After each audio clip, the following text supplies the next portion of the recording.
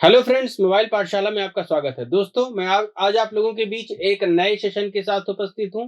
और दोस्तों, आज का session mix GK GS question answer session होगा। यह सेशन दोस्तों लेखपाल के एग्जाम के ऊपर ओरिएंटेड है। तो दोस्तों, इस सेशन में साइंस से रिलेटेड, कुछ हिस्ट्री से रिलेटेड क्वेश्चंस आपके लिए मैं लेकर के आया हूं। टोटल 25 क्वेश्चंस होंगे और एक एक करके क्वेश्चंस और क्वेश्चन से संबंधित थ्योरी, इनके बारे में हम पढ़ेंगे और जानेंगे। तो दोस्तों, सेशन में आगे बढ़ने से पहले मेरी आपसे रिक्वेस्ट है कि आप हमारे चैनल को कृपया लाइक, शेयर और सब्सक्राइब करें। और आगे बढ़ते हैं दोस्तों सेशन की तरफ। देखते हैं पहला प्रश्न क्या है। पहला प्रश्न है कि डीएनए का पूर्ण रूप क्या है। तो दोस्तों, डीएनए का पूर्ण रूप क्या होगा पूछा गया है। तो इसका फुल फॉर्म पूछा गया है। तो डीएनए का फुल फॉर्म होता है डीऑक्सीराइबोन्यूक्लिक एसिड। तो डीऑक्सीराइबोन्यूक्लिक एसिड डीएनए का पूर्ण रूप या डीएनए का फुल फॉर्म है। तो ऑप्शन डी इसका सही जवाब हो जाएगा। ठीक है। डीएनए का स्ट्रक्चर कैसा होता है। तो डीएनए का स्ट्रक्चर दोस्तों हेलिकल होता है, हेलिक्स के फॉर्म में होता है, ऐसे होता है स्ट्रक्चर। ठीक है, कुछ ऐसा स्ट्रक्चर होता है डीएनए का, याद रखेंगे। और डीएनए पाया कहां पे जाता है। तो डीएनए दोस्तों कोशिका के केंद्रक में एक तो पाया जाएगा, और केंद्रक में क्रोमेटिन धागे में पाया जाएगा। इसके अलावा माइटोकॉन्ड्रिया में भी डीएनए पाया जाता है। तो माइटोकॉन्ड्रिया और केंद्रक, दो जगह पे डीएनए कोशिका के अंदर पाया जाता है। ऐसे ही दोस्तों आरएनए होता है। डीएनए किसके लिए इंपॉर्टेंट होता है। तो दोस्तों यह हेरिडिटरी इंफॉर्मेशन यानी आनुवंशिक गुणों को कैरी करता है। और जो आरएनए होता है वो राइबोज न्यूक्लिक एसिड होता है। यह भी दोस्तों केंद्रक में, और केंद्रक के साथ साथ आरएनए होता है आपका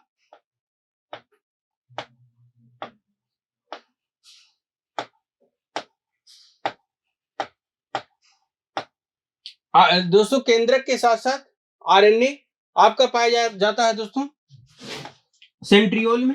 ठीक है, सेंट्रियोल में पाया जाता है। और आरएनए, देखिए आरएनए किसके लिए इंपॉर्टेंट होता है। तो आरएनए इंपॉर्टेंट होता है दोस्तों, आरएनए इंपॉर्टेंट होता है प्रोटीन के सिंथेसिस के लिए, प्रोटीन को पैदा करने के लिए, बनाने के लिए। ठीक है, तो दोनों को आप याद रखेंगे, डीएनए और आरएनए। चलिए आगे बढ़ते हैं दोस्तों अगले प्रश्न की तरफ। न्यूमोकोनियोसिस उन श्रमिकों को प्रभावित करता है जो मुख्य रूप से कहां पे काम करते हैं। तो देखिए दोस्तों, न्यूमोकोनियोसिस एक फेफड़ों की बीमारी होती है। इसमें आप जब डस्ट पार्टिकल आपके फेफड़ों में बहुत ज्यादा बढ़ता चला जाता है, जैसे मान लीजिए धूल, मिट्टी इत्यादि आप श्वास के माध्यम से अंदर ले रहे हैं और फेफड़ों में उनका जमाव हो रहा है, तो दोस्तों न्यूमोकोनियोसिस नाम की बीमारी होती है। और न्यूमोकोनियोसिस नाम की बीमारी से सर्वाधिक प्रभावित होते हैं कोयला उद्योग या खनन उद्योग से जुड़े मजदूर। तो इसका सही जवाब हो जाएगा ऑप्शन बी। ठीक है, न्यूमोकोनियोसिस से प्रभावित होने वाले श्रमिक कोयला उद्योग से जुड़े हुए होते हैं। ठीक है, तो इसका सही जवाब हो जाएगा ऑप्शन बी। चलिए आगे बढ़ते हैं दोस्तों अगले प्रश्न की तरफ। अगला प्रश्न है कि निम्नलिखित में से कौन ऊष्मा के हस्तांतरण की सबसे धीमी प्रक्रिया है। तो देखिए, चालन है, संवहन है, विकिरण है, सूर्यताप है। संवहन यानी कि कन्वेक्शन, चालन यानी कि कंडक्शन। तो दोस्तों कंडक्शन क्या होता है, जैसे मान लीजिए लोहे की एक छड़ को आप एक सिरे से गर्म कर रहे हैं, तो दूसरा सिरा भी धीरे धीरे गर्म होता है, लेकिन ये क्रिया बड़ी धीमी होती है। ठीक है, पहले सिरे को आपको बहुत अधिक तापमान पे गर्म करना पड़ेगा, तब जाके कहीं आधे घंटे बाद आखिरी सिरा उसका गर्म होगा। तो ताप की जो है चालकता वो बहुत ही धीमी होती है किसी भी धातु के अंदर। तो ऊर्जा के या ऊष्मा के हस्तांतरण की धीमी प्रक्रिया है चालन। इसका सही जवाब ऑप्शन ए हो जाएगा। ठीक है, चलिए दोस्तों आगे बढ़ते हैं दोस्तों अगले प्रश्न की तरफ। अगला प्रश्न है, यदि मैक संख्या 1 से कम है तो वस्तु को क्या कहा जाता है। तो दोस्तों देखिए, मैक संख्या क्या होती है। मैक संख्या होती है कि पहले तो नीचे ध्वनि की गति होनी चाहिए, ध्वनि की गति, और ऊपर किसी भी चीज की गति हो सकती है, वायुयान की गति हो सकती है या पानी की गति हो सकती है। ठीक है, तो सामान्य गति, तो सामान्य गति बटा ध्वनि की गति क्या कहलाती है, मैक संख्या। अब मान लीजिए कि ऊपर वाली गति क्या है, अधिक है, और नीचे वाली कम है, तो 1 से ज्यादा होगा। 1 से ज्यादा होगा तो मतलब ध्वनि की गति से ज्यादा तेज चलने वाला वो है। तो दोस्तों चाहे वायुयान की गति हो गई तो वो क्या हो जाएगा, सुपरसोनिक हो जाएगा। लेकिन अगर 1 से कम है तो इसका मतलब यह अवश्य है कि ध्वनि की गति ज्यादा रही होगी और सामान्य गति जिस वस्तु की मैक संख्या हम नाप रहे हैं वो कम रही होगी। ठीक है, तो 1 से कम हो जाएगी। तो 1 से कम होने का मतलब है कि वो क्या है, सबसोनिक है। तो ऑप्शन बी इसका सही जवाब हो जाएगा। ठीक है, चलिए आशा है आपको क्लियर हो गया होगा मैक नंबर होता क्या है। आगे बढ़ते हैं दोस्तों अगले प्रश्न की तरफ। निम्न में से कौन सा रोग वायरस के कारण होता है? तो दोस्तों वायरस के कारण कौन सा रोग होता है?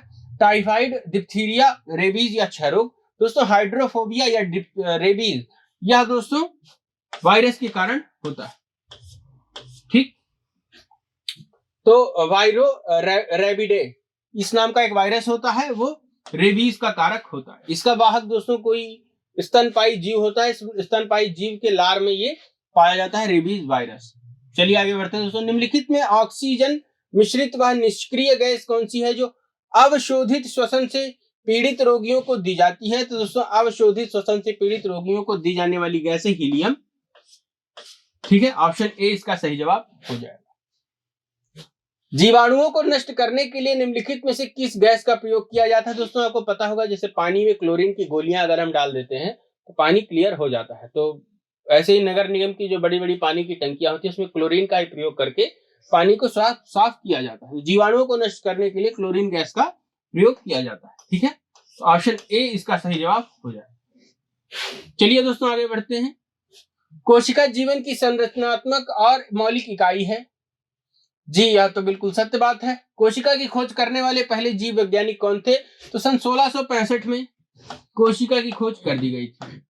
और किसने की थी? तो रॉबर्ट हुक ने की थी। रॉबर्ट हुक ने कैसे की थी? कॉर्क जो बोतल का ढक्कन होता है उसके क्रॉस सेक्शन को इन्होंने माइक्रोस्कोप के नीचे ऑब्जर्व किया तो उन्हें वहां से बहुत सारे कोश दिखाई दिए, इसीलिए इन्होंने इसका नाम क्या रख दिया? सेल नाम रख दिया। ठीक है, सेल नाम रख दिया जिसे बाद में कोशिका के नाम से जाना जाने लगा। चलिए आगे बढ़ते। किसने भक्ति के क्षेत्र में शूद्रों को भागवत दर्शन व मोक्ष का अधिकार देकर उन्हें इस्लाम धर्म स्वीकारने से रोका? तो दोस्तों 3 ही ऑप्शन है, इसका सही जवाब है रामानुजाचार्य। ठीक है, अच्छा बंगाल में भक्ति आंदोलन के प्रवर्तक कौन थे? तो ये थे चैतन्य महाप्रभु। चैतन्य महाप्रभु को दोस्तों ईश्वर का भक्ति अवतार भी माना जाता है। और चैतन्य महाप्रभु का संप्रदाय कौन सा था, किस संप्रदाय को इन्होंने चलाया? तो दोस्तों वहां था गौड़ीय संप्रदाय। इस्कॉन संस्था भी इसी संप्रदाय की ही संस्था है।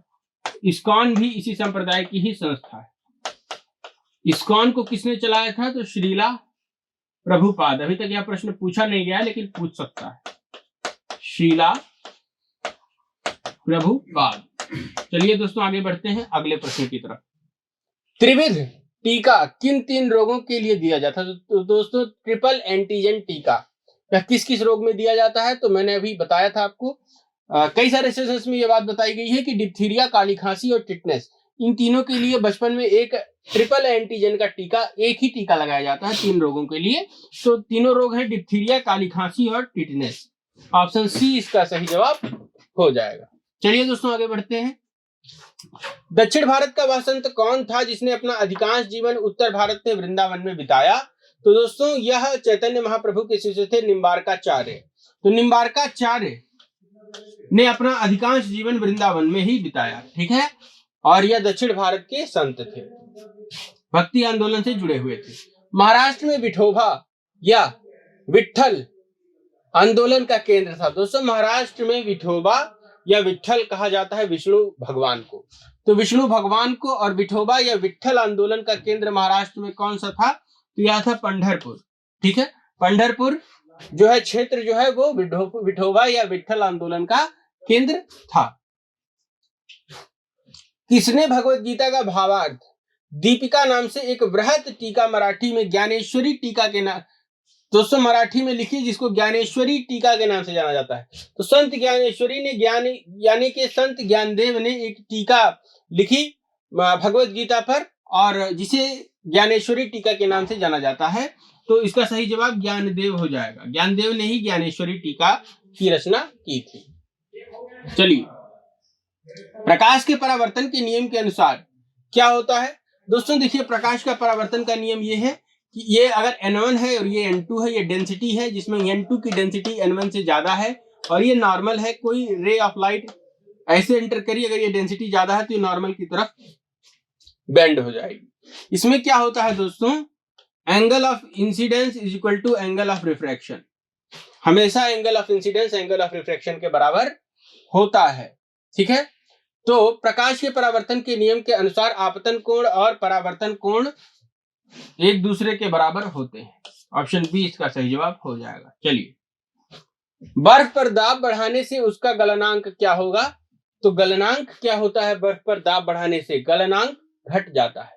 गलनांक घटने का मतलब है गलनांक बढ़ जाएगा, गलनांक घट जाएगा। ठीक है, तो अगर 0 डिग्री सेल्सियस उसका गलनांक है तो गलनांक दोस्तों वो क्या होगा? अगर उस पर हम दाब बढ़ाएंगे तो गलनांक घटता है।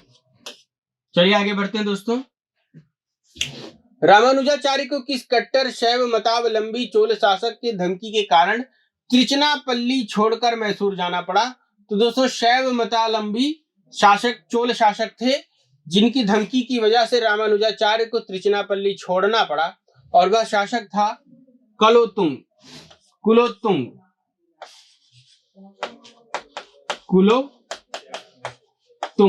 ठीक है, याद रखें।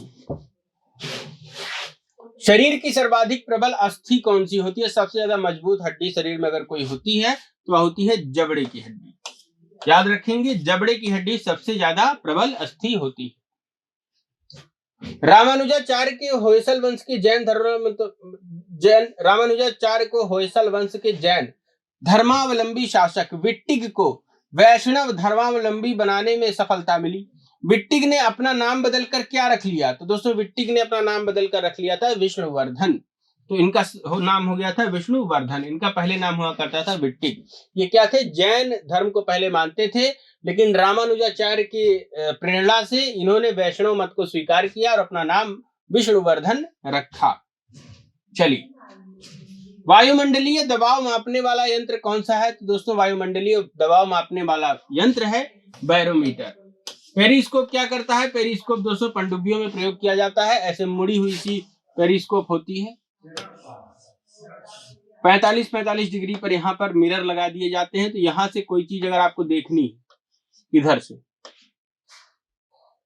यहाँ पे मान लीजिए कोई सेब रखा हुआ है, ठीक है, अब इसे देखना है, ये क्या होगा? पहले तो इसमें दिखेगा, फिर इसमें दिखेगा, फिर इसमें दिखेगा, फिर इधर दिखेगा और यहाँ मनुष्य की आंख होगी, आंख में भी ये दिखाई देगा। ठीक है, तो इस तरह से इसी को यंत्र को क्या कहते हैं? पेरिस्कोप कहते हैं। इसका उपयोग पनडुब्बियों में किया जाता है। हाइड्रोमीटर और थर्मामीटर, इसके बारे में आपको पता ही होगा। थर्मामीटर तापमान मापने का यंत्र है। चलिए आगे बढ़ते हैं। वायुमंडल में कौन सी गैस परावैंगनी किरणों का अवशोषण करती है? दोस्तों ओजोन गैस ये कार्य करती है। ठीक है, तो परावैंगनी किरणों का अवशोषण ओजोन गैस के द्वारा किया जाता है। जब ब्लीचिंग पाउडर की कार्बन डाइऑक्साइड के साथ क्रिया कराते हैं तो कौन सी गैस रिलीज होती है? दोस्तों ब्लीचिंग पाउडर में क्लोरीन गैस प्रेजेंट होती है। तो क्लोरीन प्रेजेंट होती है, इसलिए क्लोरीन गैस ही बाहर निकलेगी। तो ऑप्शन सी इसका सही जवाब हो जाएगा। वह वैज्ञानिक कौन था जिसने इस तथ्य का आविष्कार किया था कि ग्रहमंडल का केंद्र सूर्य है, पृथ्वी नहीं है? तो ग्रहमंडल का केंद्र सूर्य है, पृथ्वी नहीं है, इस तथ्य का आविष्कार किसने किया? Nicolaus Copernicus. सही जवाब है निकोलस कॉपरनिकस। ठीक है, टेलीस्कोप का निर्माण किसने किया था? गैलीलियो गैलीली ने किया था। गुरुत्वाकर्षण का सिद्धांत किसने दिया था? दोस्तों यह न्यूटन ने दिया था। ठीक है, और ग्रहों की चाल के बारे में Kepler's law of planetary motion किसने दिया था? केपलर ने दिया था। याद रखेंगे। मनुष्य के सूंघने की क्षमता को नियंत्रित करता है दोस्तों घ्राणेंद्रिय पाली। घ्राणेंद्रिय पाली जो है वो नियंत्रण करता है मनुष्य की सूंघने की क्षमता को। ठीक, ऑप्टिकल पाली यह देखने की क्षमता को नियंत्रित करता है। सेरिब्रम दोस्तों जो इंटेलिजेंस होती है, आईक्यू होती है, उसका नियंत्रण सेरिब्रम करता है। साथ ही साथ बॉडी को बैलेंस रखने का भी काम सेरिब्रम के द्वारा ही किया जाता है।